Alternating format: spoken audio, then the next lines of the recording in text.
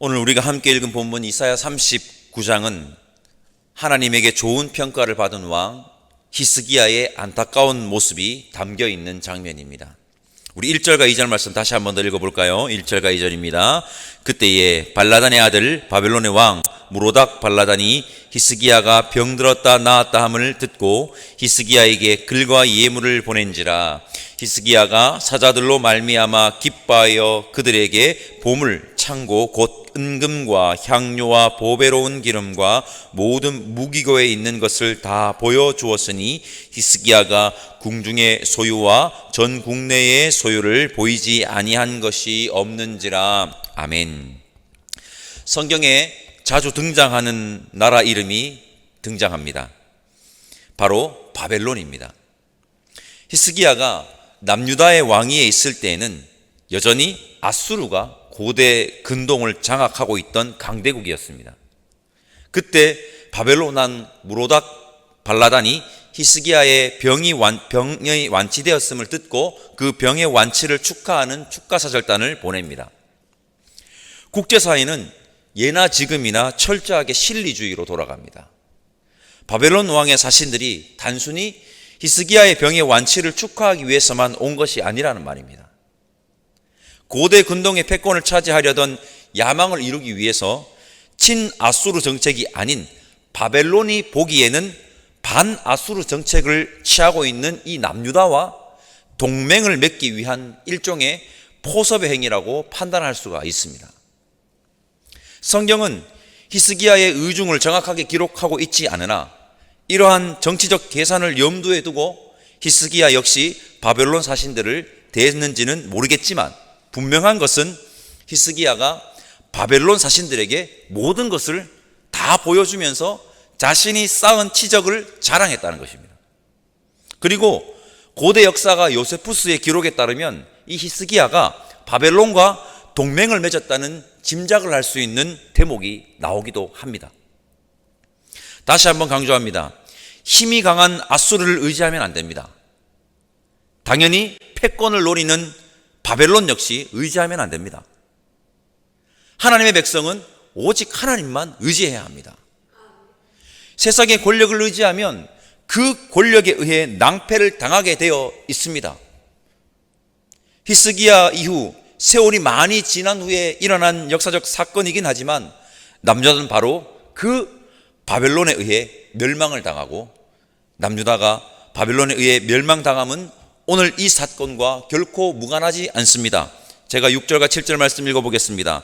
보라, 날이 이르니니 내 집에 있는 모든 소유와 내 조상들이 오늘까지 쌓아둔 것이 모두 바벨론으로 옮긴 바 되고 남을 것이 없으리라. 여호와의 말이니라.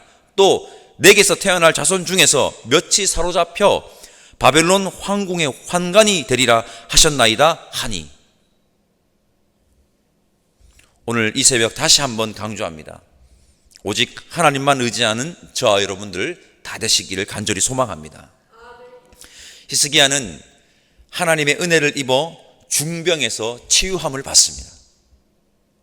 히스기야 왕이 중병에서 치유함을 받은 내용이 바로 이사야 38장이고 오늘은 이사야 39장 바로 그 직후라는 말입니다. 우리 교회는 지난 8월 12일에서 14일에 여전도의 연합회 수련회를 평택 강흥기도원으로 다녀왔습니다. 다녀오신 우리 권사님들, 집사님들께서 은혜를 많이 받았다는 소리를 들려서 너무 기분이 좋습니다. 제가 개회예배 설교를 맡았는데 개회예배 때 설교 요지는 수련회 때 은혜 받는 것도 중요하지만 수련회 후, 즉 은혜를 받은 후가 더 중요하다. 수련회 시작부터 그 생각 가지고 그 마음 가지고 수련회 참여하시고 수련회 때 받은 은혜를 삶의 자리로 잘 가져오셔야 한다 였습니다. 오늘도 한번 보십시오. 은혜를 받은 후가 얼마나 중요한지를 여실히 알 수 있는 장면 아닙니까? 중병에서 치유함을 입은 은혜를 받은 후 어김없이 은혜를 받은 이를 넘어뜨리려는 공격이 있는 것입니다. 성도 여러분, 은혜 받은 후 시험에 걸려 넘어진 히스기야 모습을 교훈 삼아 오늘도 우리 마음에 새깁시다.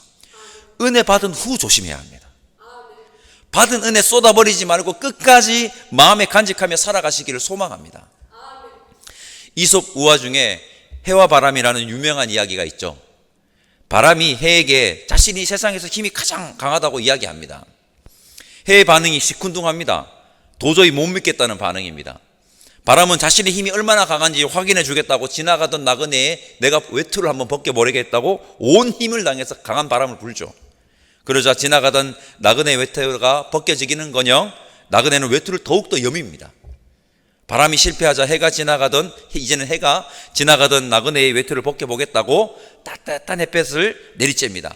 그러자 이내 나그네의 이마에 땀방울이 송글송글 맺혀서 흐르더니 입고 있던 외투를 벗습니다. 이 이솝우화는 강함이 아닌 따뜻함이 사람의 마음을 움직일 수 있다는 교훈을 주는 이야기지만, 저는 이 이솝우화를 이렇게 읽고 보고 있으면 역으로 거꾸로 적용해 보기도 합니다. 신앙인이 신앙을 저버릴 때는 바람이 휘몰아치는 고난과 역경의 때보다 따뜻한 햇볕이 내리쬐는 편안할 때다. 이 이야기를 듣고 읽을 때마다 떠올립니다. 히스기야, 아수르라는 강대국이 쳐들어와서 성난 황소 마냥 콧김을 씩씩거릴 때 하나님만 의지했습니다. 자신이 중병에 걸려서 생사의 갈림길에 서 있을 때 하나님만 의지하며 하나님께 기도하며 하나님께 무릎을 온전하게 꿇었건만 오늘 자신의 병환도 치료받고 나라가 편안하니 교만의 마음을 심어 히스기야를 넘어뜨리려는 그 사탄의 계략에 히스기야가 넘어가는 겁니다. 성도 여러분, 신앙의 정체성을 더 위협을 받을 때가 언제냐? 고난과 역경의 때인 것 같지만 오히려 편안할 때입니다. 그 사실을 오늘 이 새벽에 기억해 주시고 편안할 때 더 조심하고 더 겸손한 자들 다 되시기를 바랍니다. 사탄이 히스기야에게 교만한 마음을 부추깁니다. 하나님의 놀라운 역사로 주어진 모든 것들이 자신의 능력으로 취한 것인 양 히스기야가 자랑을 한 것입니다. 성도 여러분, 하나님의 놀라운 역사로 주어진 모든 것을 자신의 능력으로 취득한 양 자랑하는 일은 우리 그리스도인들에게 금물입니다. 절대 금물입니다. 금지입니다. 모든 것이 하나님부터 온 것임을 알아 항상 겸손한 마음을 잃지 않는 저와 여러분들 다 되면 좋겠습니다.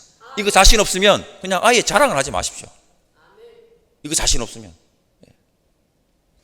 편안할 때 신앙의 정체성을 잃어버리기가 더 쉽다는 사실, 사탄은 우리에게 끊임없이 교만의 마음을 부추긴다는 사실을 명심하시고 하나님 앞에 항상 겸손한 우리 모두가 되기를 간절히 소망합니다.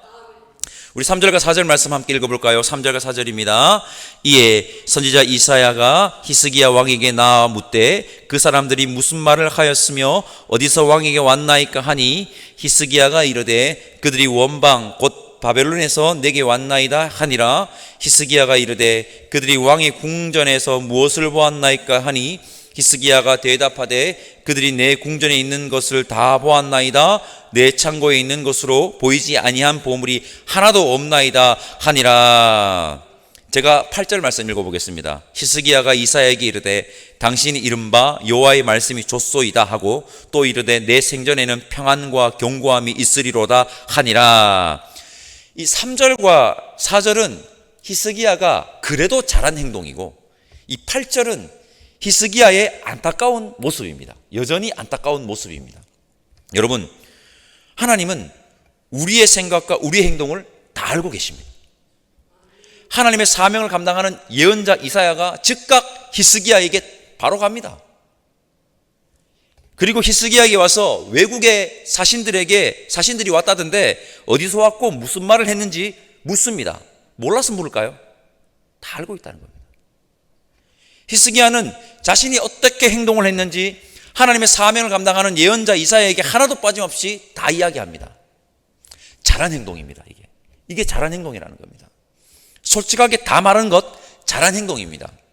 히스기야는 알았습니다. 하나님을 속일 수 없다는 것을 말입니다. 여러분, 하나님한테는 솔직하게 다 말해야 합니다.